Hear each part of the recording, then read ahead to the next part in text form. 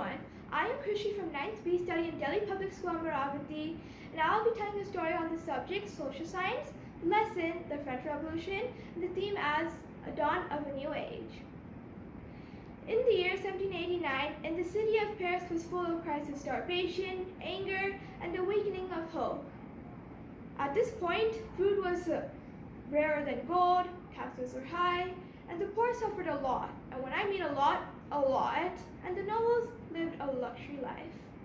Among all the struggling people, there was a young baker apprentice named Adrian, who was 28 years old, a Franco-American, and a former spy who came to France to help out their family in what situation Paris is in right now. Every single morning, Adrian would make fresh loaves of bread and would walk long distances to the large, humongous mansions that were owned by the nobles, and seeing the table filled with fresh food while their families living off of watery boiled soup, and seeing his sister going to bed hungry and telling their mother that, "Will the king ever send us food?" And the mother would always reply, "The king even knows what starvation even means."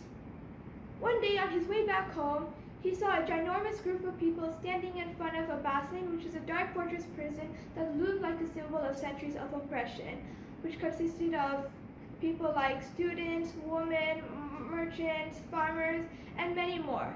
They all were shouting, "Liberty, equality, fraternity." And when he heard the choruses of their voices, he felt a spark ignited inside of him. He knew he had to do something about this as a former spy.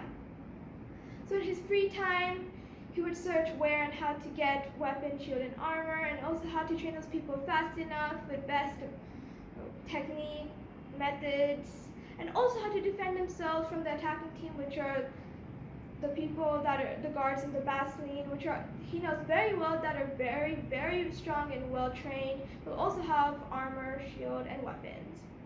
He found all the answers to it, but then he couldn't find one of them, which is where and how to find shield, armor, and weapons. So then he started going on the streets and started asking everyone, but most of the people replied with the answer no. But then later, one guy told yes. There's a place called Hotel des Invalides. He even told the location of it. Later, Adrian and the people that were protesting the other day, they went there and got some of the weapons, shield, and armor, and then they went back where they originally came from.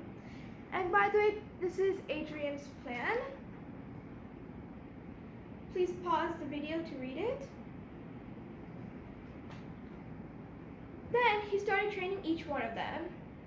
But then some of the people started telling him that, "I don't really have much faith in your plan. We tried a lot when you weren't there. Nothing really worked out for us."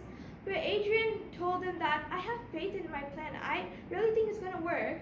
In his mind, he didn't want to tell them that he was a former spy for almost 7 years, because if one of them betrayed them or if one of the nobles overheard their conversation, they would tell the king and the king would be after him, and that would be no good. Every single day, Adrian would train everyone with lots of efforts. Then it was time, July 1789. It was their moment to shine. They barged right in and started slicing and dicing. Some of them were fighting, some of them were shooting, and some of them were hiding. Some people did die, but the sacrifice wasn't for nothing.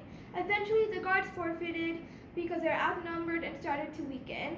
The people were overwhelmed with happiness and joy, and some of them even started crying.